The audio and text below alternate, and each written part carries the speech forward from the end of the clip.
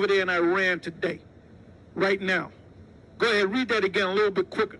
Iran and Russia maintain ties in many fields, Najjar said. Iran and Russia, what? Maintain ties in many fields. That's why you don't want to go. You better not go up in there. You best, but you know what? You're going to go in there any damn way, okay? You better hope like hell. It's just, you Edomites, you crackers, you better go to church and start praying to your Lord Satan, all right? You Luciferians, you better start going to church and start praying to your God, Satan, and ask him to calm that situation down, to buy some time for your ass. Because once you send the troops in there and war is declared, that's it, man. Countdown to Armageddon. Go ahead. All right. Shalom, shalom. First and foremost, I'd like to begin by giving all praise and glory unto Yahweh, Bahashem Yahushai, Bahashem Racha Kodash. Double honors to the elders and to the apostle of the millstone, and then our respect to the brothers out there pushing and spreading the gospel of Yahweh Bahashem Yahushai to the four corners of the world.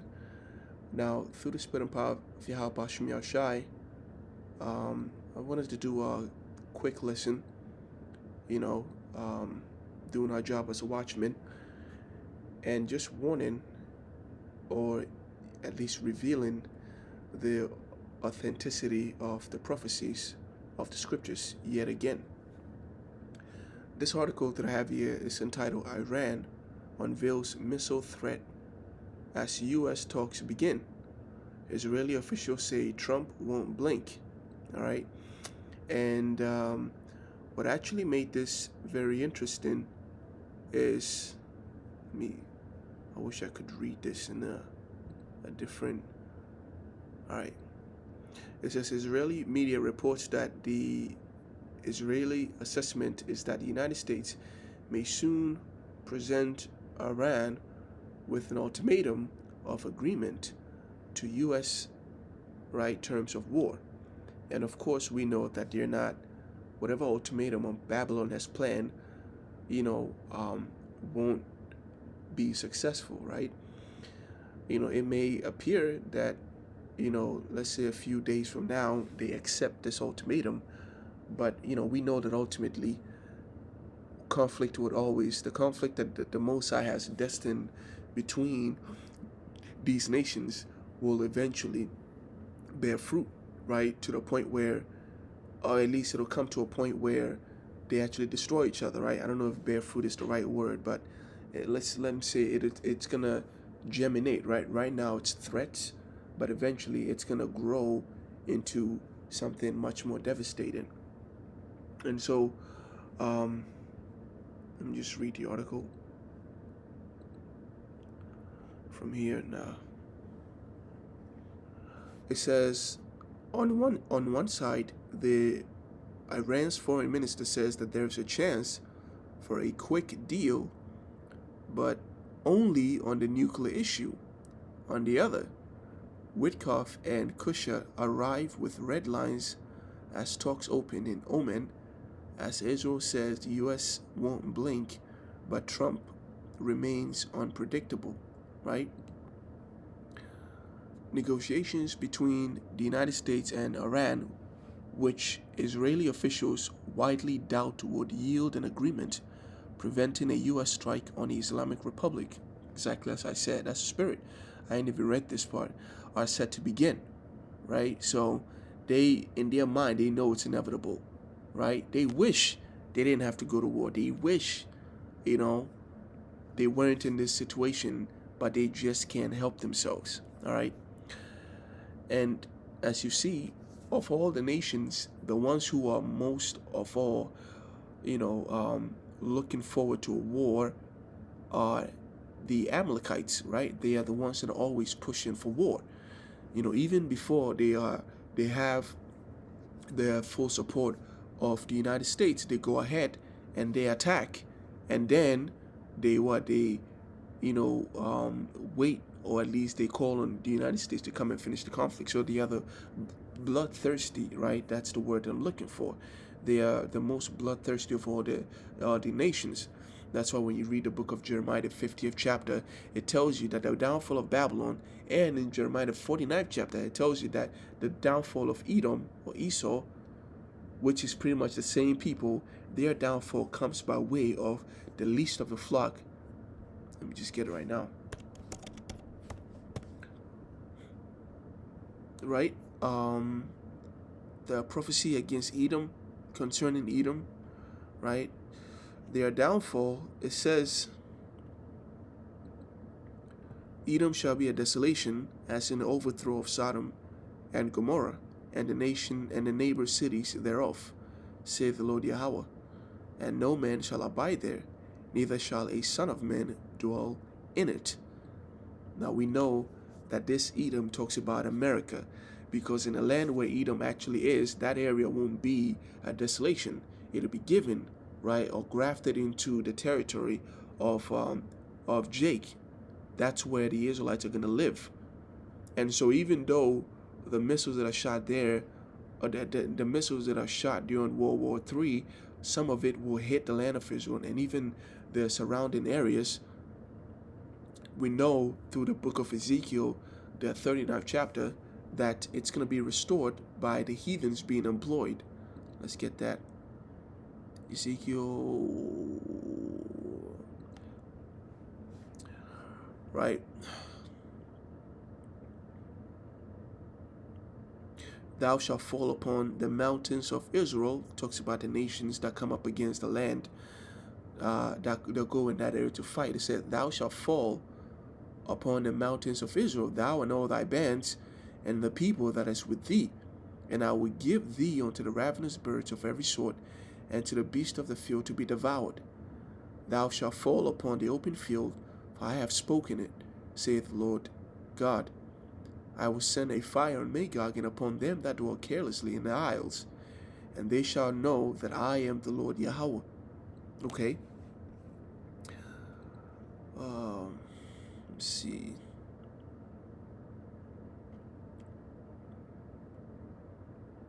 Right.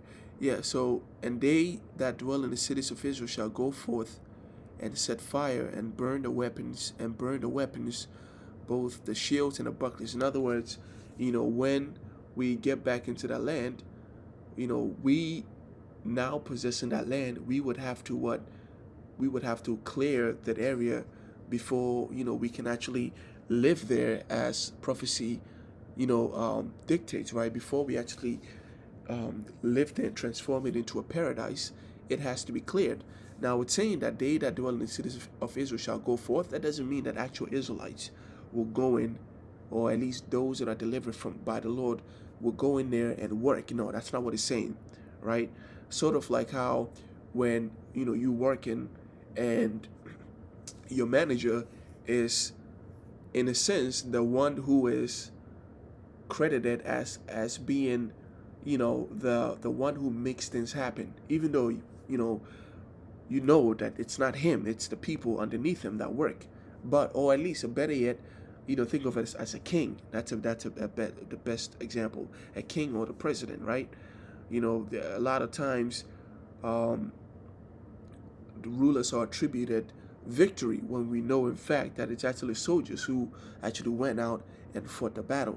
So when it says that what they that dwell in the cities of Israel shall go forth and shall set fire and burn the weapons, both the shields and the bucklers and the bows, it just means that everything that's done will be done because we are the ones who set it in motions. And so how are we going to set it in motion if we're not the ones that are actually doing it? Well, it says here,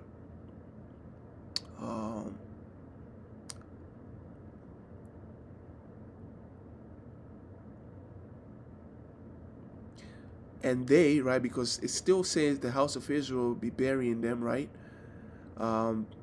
It keeps talking about Israel doing this and that, but verse 14 says, and they shall sever out men of continual employment.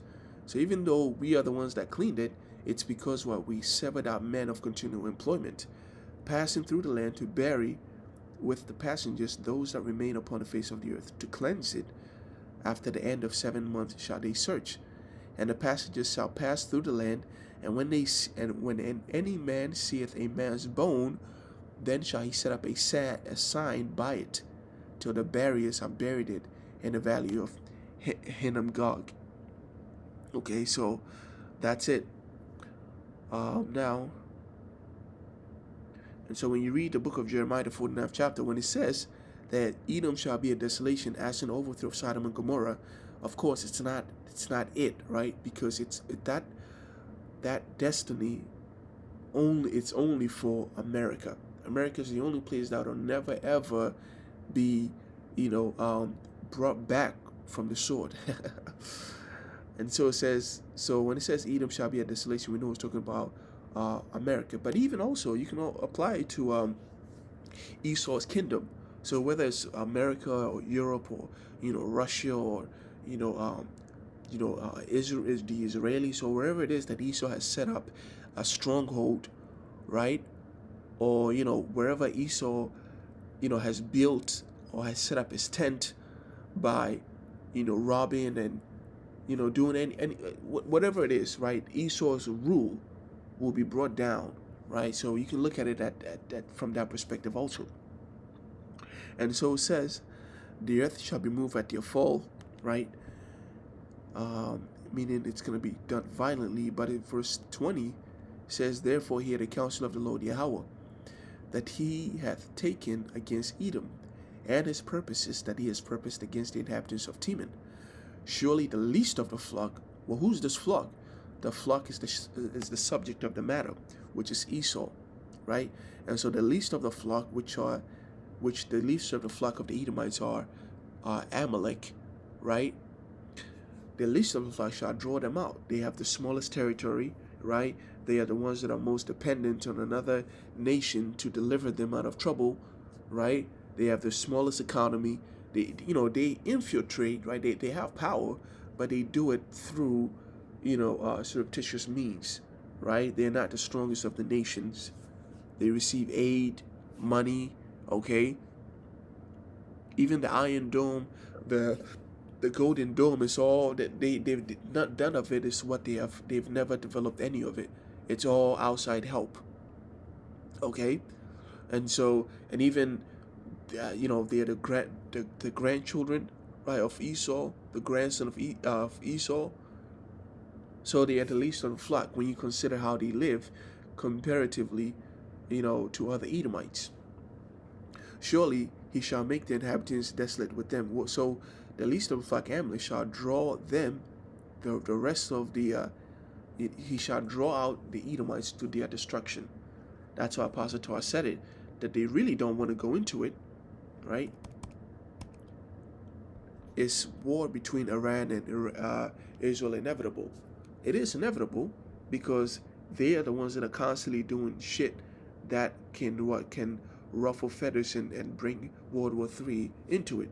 That's why the Spirit, he said this, Satan, so what? Maintain ties in many fields. That's why you don't want to go. You better not go up in there. You best, but you know what? You're going to go in there any damn way, okay? You better hope like hell. It's just, you Edomites, you crackers, you better go to church and start praying to your Lord Satan, all right? You Luciferians, you better start going to church and start praying to your God Satan and ask him to calm that situation down, to buy some time for your ass. Because once you send the troops in there and war is declared, that's it, man. Countdown to Armageddon. That's right. Done. So that's why they shall draw them out. And then it goes into the violent downfall. And so Jeremiah chapter 49 talks about Edom. It singles out Edom. Jeremiah the 50th chapter talks about Babylon. It's the same thing. It's two sides of the same coin. All right. And, but it's just that even though it just sometimes you got to specify Babylon. Babylon's judgment is like special, and so sometimes it always gets its own, its own attention. There's a special attention given to it.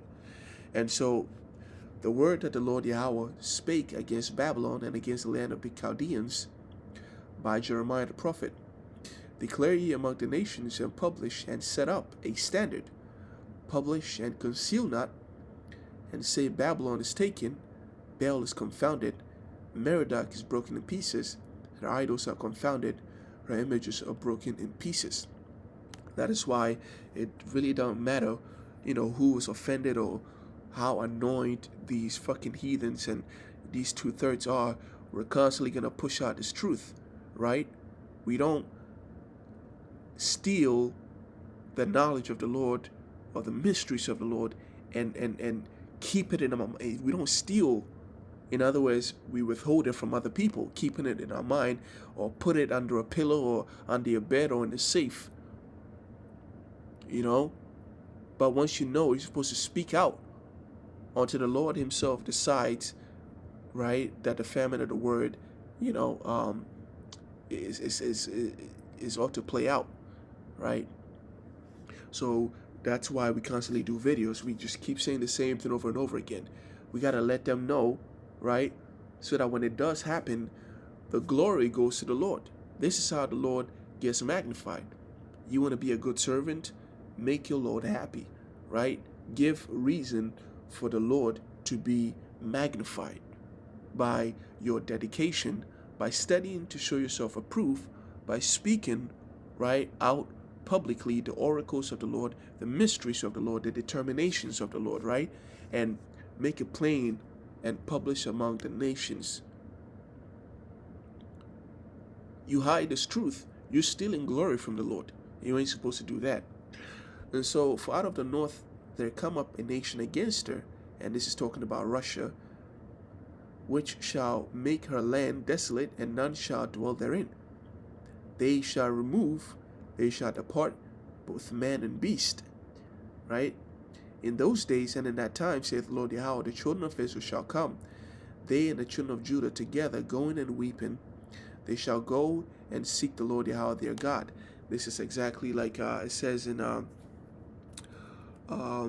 Isaiah the 19th chapter, right? So, us knowing the name of the Lord, us knowing who we are, us speaking a pure tongue, this is all a sign, right, to their end.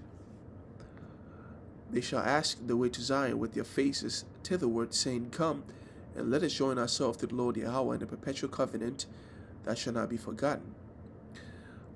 So, let's find the main point. Yep, again. For lo, I will raise and cause to come up against Babylon an assembly of great nations from the north country. This is again the Russian. And Chaldea shall be a spoil, and all her that spoil her shall be satisfied.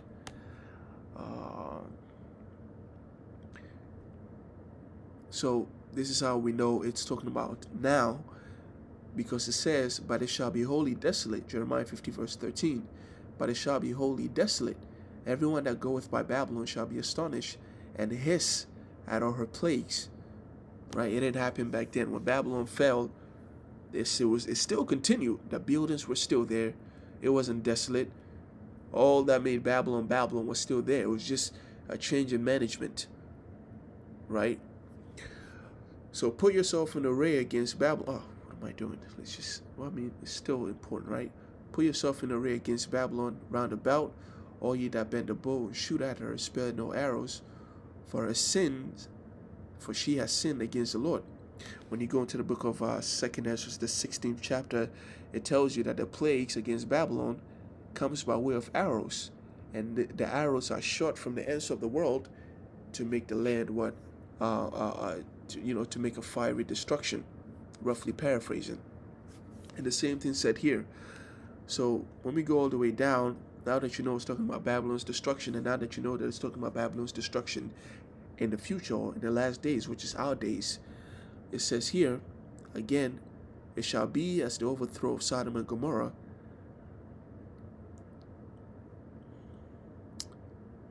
And then it goes here, Therefore hear ye the counsel of the Lord Yahweh that he hath taken against Babylon, and his purposes that he has purposed against the land of the Chaldeans.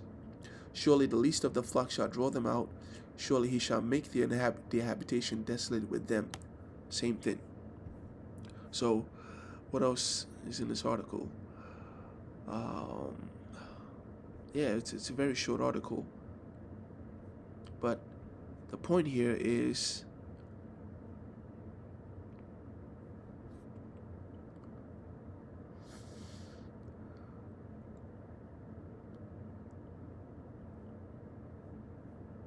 come on, it was right here.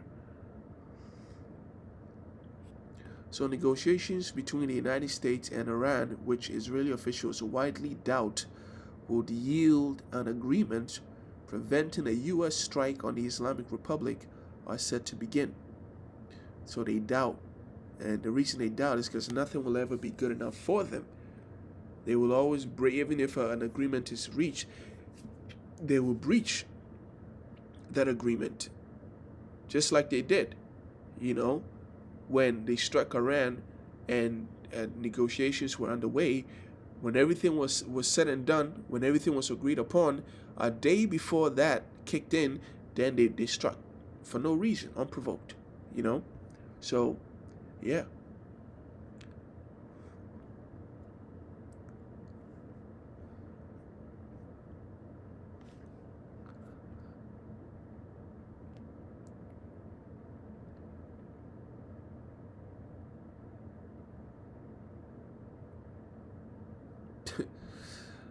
They trace back to last month's protest in Iran when Trump promised demonstrators that help is on the way.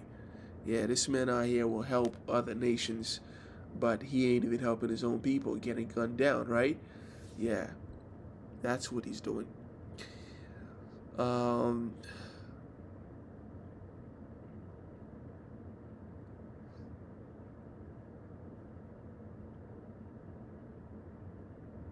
According to Reuters, the United States demands include a total ban on uranium enrichment, limits on the number and range of Iran's ballistic missiles, reportedly to 500 kilometers, putting Israel out of range, and an end to Iran's support for its proxies across the Middle East, including Hezbollah in Lebanon, militias in Iraq, and Houthis in Yemen. Right, that's why the scripture says that the dragons of Arabia, when the Carmanians, with the Carmanians with them.